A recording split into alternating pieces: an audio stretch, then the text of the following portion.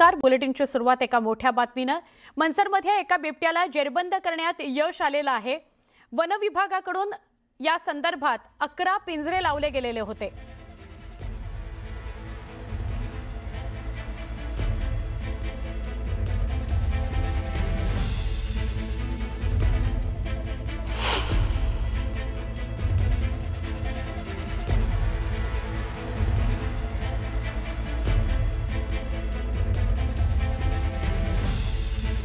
मनसरची ही बातमी आहे. बिबट्या संदर्भातली बातमी आहे.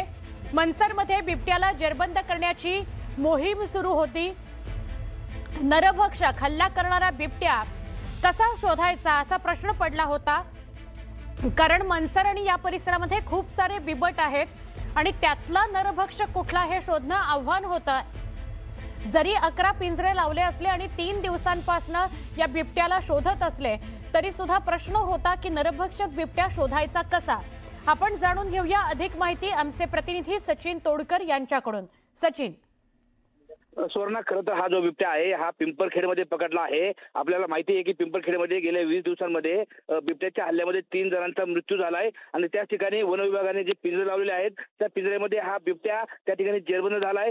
खरं तर पिंपरखेड परिसरामध्ये बिबट्याची संख्या खूप मोठी आहे. त्यामुळे पकडलेला बिबट्या हा नरभक्षक आहे की साधा बिबट्या आहे हे आता लगेच सांगता येणार नाही. ज्या मुलावरती 2 दिवसापूर्वी बिबट्याने हल्ला केला होता त्या बिबट्याच्या हल्ल्यात ज्या मुलाचा मृत्यू झाला होता त्या मुलाचा स्वॅब घेण्यात आलेत आणि त्या मृतदेहातून जे स्वॅब घेण्यात आलेत ते स्वॅब हे बिबट्याच्या स्वॅबला तपासले जातील आणि त्यानंतरच हा बिबट्या नरभक्षक बिबट्या आहे की नाही हे ठरवलं जाईल. तोपर्यंत हा जो बिबट्या आहे हा बिबट्या अशाच पद्धतीने माईडो येथील बिबट निवारा केंद्रामध्ये ठेवण्यात येणार आहे. स्टुडिओ. नक्की. धन्यवाद माहिती दिल्याबद्दल सचिन.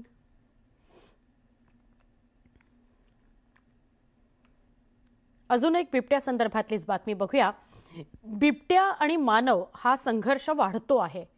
तो कसा रोखायचा आणि लवकरात लवकर अशा महाराष्ट्रातल्या घटनांवर तोडगा कसा काढायचा याकरता शाश्वत उपाय करण्याची मागणी जोर धरतीये.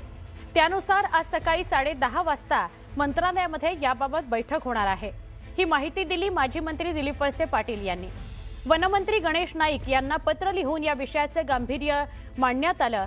आज त्यांच्याशी बोलल्यानंतर मंत्रालय इथं सकाळी 10:30 वाजता बैठक आयोजित करण्यात आली आहे अशी माहिती समोर येते. आज मंत्रालयामध्ये 10:30 वाजता बैठक होते. या बैठकीमध्ये महाराष्ट्रात वेगवेगळ्या ठिकाणी मानव आणि बिबटे यांचा संघर्ष बघायला मिळतोय आणि त्यातून जे प्रश्न उद्भवत आहेत त्या संदर्भात लवकरात लवकर शाश्वत तोडगा म्हणजे लॉंग टर्म साठीचा तोडगा काढण्याची गरज आहे अशी मागणी जोर धरते. त्यामुळे वनमंत्री गणेश नाईक यांच्या उपस्थितीमध्ये 10:30 वाजता मंत्रालयात बैठक बोलवण्यात आलेली आहे.